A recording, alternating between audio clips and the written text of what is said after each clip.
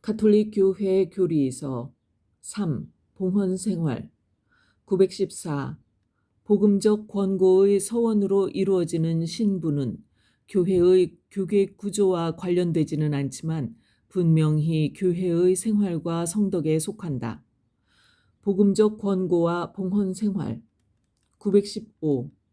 그리스도의 모든 제자는 다양한 복음적 권고를 받고 있다.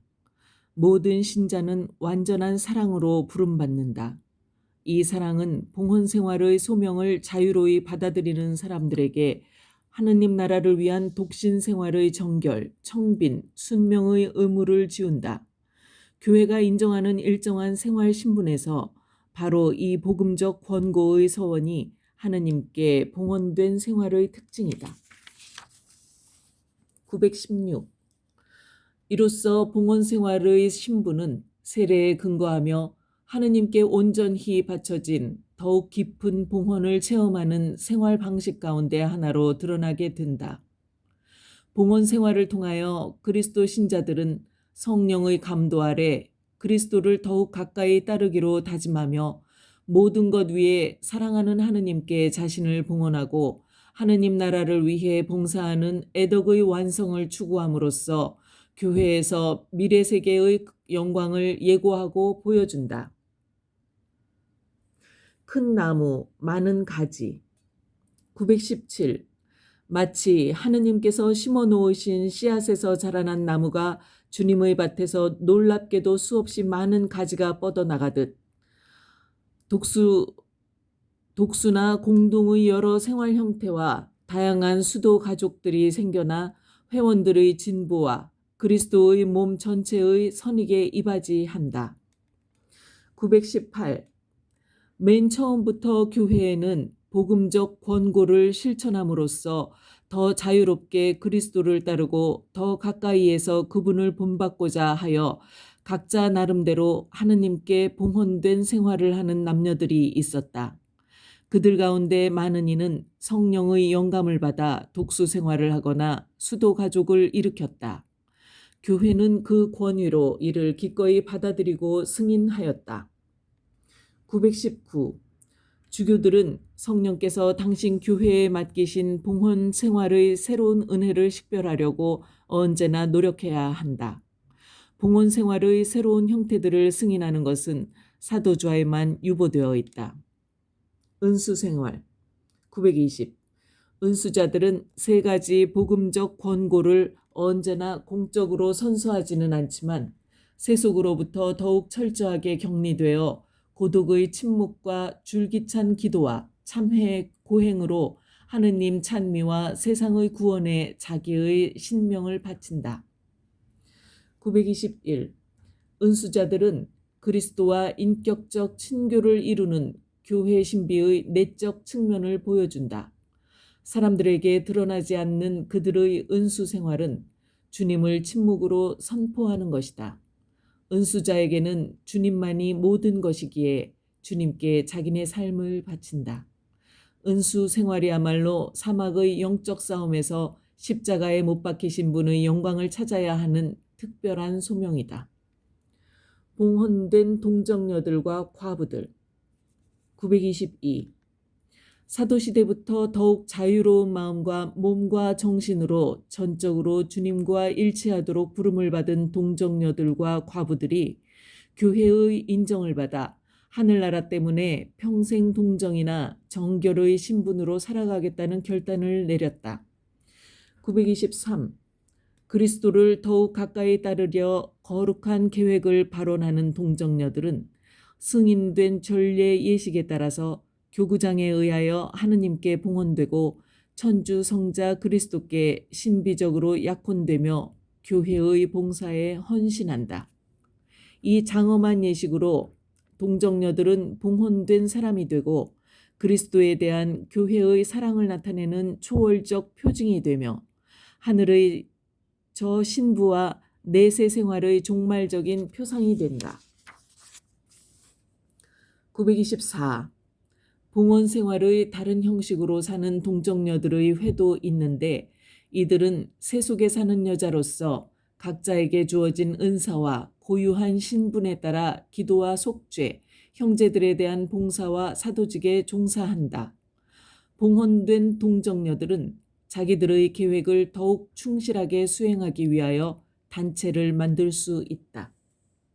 수도생활 925. 수도생활은 그리스도교 초기에 동방에서 생겨났다. 교회법에 따라 설립된 수도회 안에서 살아가는 수도생활은 전례적 특성, 복음적 권고를 따르겠다는 공적 서원, 형제적인 공동생활, 그리스도와 교회에 대한 일치의 증거 등을 통하여 봉헌생활의 다른 형식과 구별된다. 926. 수도생활은 교회의 신비에서 나오는 것이다. 수도생활은 교회가 주님께 받은 선물이며 복음적 권고를 실천하는 생활로 하느님의 부름을 받은 신자들에게 교회가 항구한 생활 양식으로 제공하는 선물이다. 그럼으로써 교회는 그리스도를 드러낼 수 있고 동시에 스스로 구세주의 신부임을 인정하는 것이다. 수도생활은 다양한 형태를 통해 이 시대의 언어로 하느님의 사랑을 드러내도록 초대받는다. 927. 모든 수도자는 면속이거나 아니거나 교구장 주교들의 사목직무의 협조자들이다. 교회의 뿌리내림과 선교적 성장에는 복음 선포의 시작부터 모든 형태의 수도생활의 존재가 필요하였다. 고대의 수도단체에서 중세의 수도단과 현대의 수도회에 이르기까지 수도 가족들이 신앙의 전파와 새로운 교회의 형성에 지대한 기여를 했다는 사실을 역사는 증언하고 있다. 제속회 928. 제속회는 그리스도교 신자들이 세속에 살면서 애덕의 완성을 향하여 노력하고 세상의 성화를 위하여 특히 그 안에서부터 기여하기를 힘쓰는 봉헌 생활회이다. 929. 제속회 회원들은 온전히 그리고 전적으로 성화를 위해 봉헌된 생활로 세속 안에서 또 세속으로부터 교회의 복음화 임무에 참여하는데 이들의 존재는 세상의 누룩과 같다. 이들의 그리스도인 생활의 증거는 현세 사물을 하느님께 맞게 정돈하고 세상을 복음의 힘으로 교화하기 위한 것이다. 그들은 거룩한 유대로 복음적 권고를 받아들여 자기들끼리 그 고유한 제속 생활 방식에 알맞게 친교와 형제를 지켜나간다. 사도 생활단 930.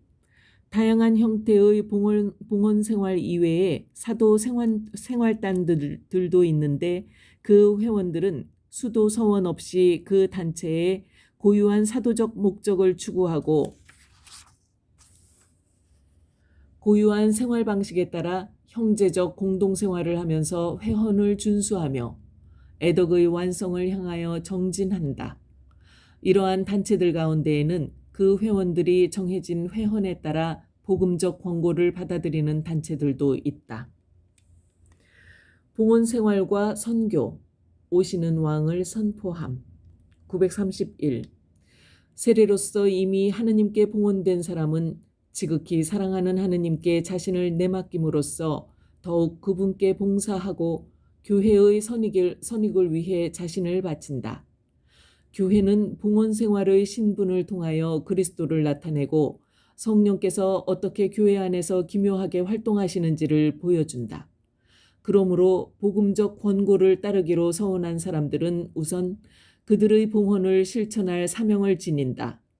봉헌생활회의 회원들은 자기 봉헌에 의하여 교회의 봉사에 헌신함으로 자기 소속회의 고유한 방침대로 선교 활동에 특별히 열중할 의무가 있다. 932. 하느님 생명의 성사, 곧 하느님 생명의 표징과 도구인 교회 안에서 봉헌생활은 구속신비의 독특한 표징으로 나타난다. 그리스도를 더욱 가까이 따르고 본받는 것, 그분의 낮추심을 더욱 분명히 나타내는 것은 그리스도의 마음으로 이 시대 사람들과 더 깊이 함께하는 일이 된다.